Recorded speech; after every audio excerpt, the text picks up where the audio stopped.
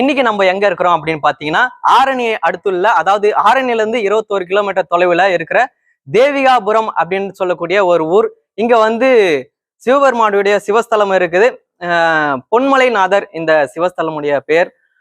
இந்த திருத்தலம் வந்து ரொம்ப பழமையான திருத்தலம். ஸோ இங்க வந்து திருமூலர் அருளிய திருமந்திரம், அதாவது 2355வது திருமந்திரம். ஸோ அதுதான் நம்ம இன்னைக்கு இந்த வீடியோல பார்க்க போறோம். என்ன அப்படின்னா, தன்னை அறிய தனக்கொரு கேடு இல்லை, தன்னை அறியாமல் தானே கெடுகின்றான், தன்னை அறியும் அறிவை அறிந்த பின் தன்னை அர்ச்சிக்க தான் இருந்தானே. இதுதான் வந்து திருமூலர் திருமந்திரத்துல 2355வது திருமந்திரமா இதை வந்து சொல்றார். இதோட பொருள் என்ன அப்படின்னா, தன்னை அறிய, ஃபர்ஸ்ட் லைன் பாருங்க, தன்னை அறிய தனக்கொரு கேடு இல்லை. எவன் ஒருவன் தன்னைத்தான், அதாவது நான் பேசக்கூடிய இந்த வார்த்தைகள், கேட்கக்கூடிய வார்த்தைகள், செவி வழியா எதெல்லாம் கேட்கிறோம் அது எல்லாமே நன்மை பயக்கக்கூடிய ஒரு விஷயமா இருக்கணும். நம்ம பேசக்கூடிய விஷயம் வந்து நன்மை பயக்கக்கூடிய விஷயமா இருக்கணும்.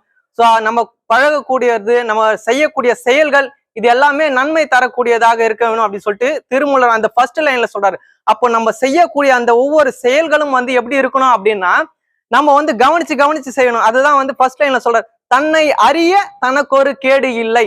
அது இப்போ இந்த நன்மையான விஷயத்தெல்லாம் வந்து நம்ம பார்த்து பார்த்து கவனிச்சு செஞ்சோம் அப்படின்னா நம்மளுக்கு எந்த கெடுதலும் இல்லை அப்படின்னு சொல்லிட்டு ஃபர்ஸ்ட் லைன்ல சொல்றாரு.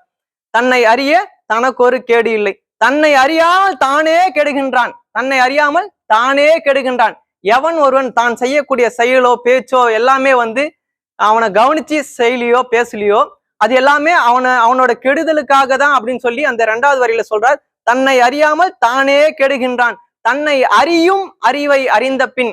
இந்த ரெண்டுமே இல்லாம தன்னை அறியும் அறிவை எப்போது ஒருவன் பெற்று விடுகின்றானோ, இறைவனுடைய நம்மளோட இருப்புல இருக்கும்போது நம்ம தன்னை அறியும் அறிவை வந்து நம்ம அறிஞ்சுக்கலாம். அதுக்கான ஒரு இது வந்து கடவுள் கண்டிப்பா கொடுப்பாரு.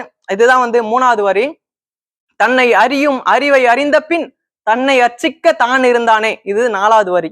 அப்போ தன்னை அறியும் அறிவை அறிந்த பின் தன்னை அர்ச்சிக்க தான் வந்து முற்படுகின்றான் அப்படின்னு சொல்லி 4வது வரியில சொல்றார்.